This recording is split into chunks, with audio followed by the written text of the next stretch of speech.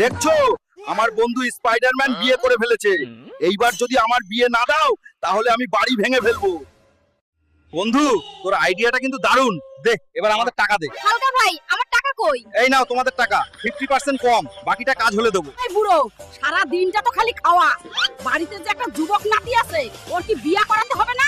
মনে হয় আইডিয়া কাজে লাগছে। ওই হালকা, তুই যে বিয়া করতে চাস, মাইয়েরা যদি বলে জামাই কি কাজ করে, কি বলবো? দাদু বলবা জামাই 10-এর কাজ একলাই করে। বাইগান। শোনো ঘটক, টাকার চিন্তা করার দরকার নাই। আমার নাতি হালকের জন্য একটা ভালো মেয়ে খুঁজে 1 মাসের মধ্যে বিয়ে দাও।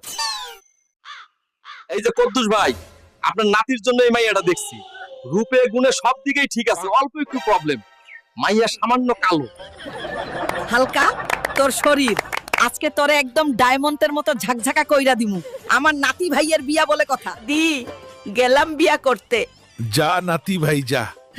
দোয়া করি যাতে তোর মনের আশা পূর্ণ হয়।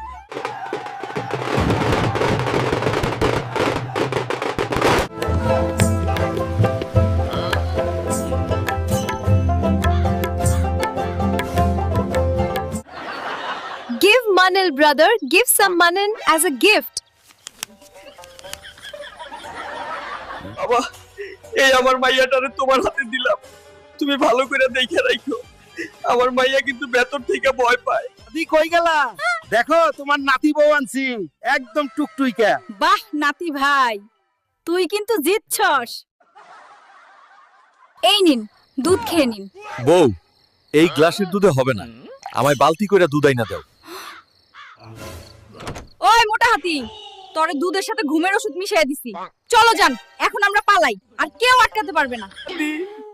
আমার বউ নাই, আমি থুয়ে পলাইও চলে গেল। আমার কপালে আর এই জীবনে বিয়ে করা হইল না।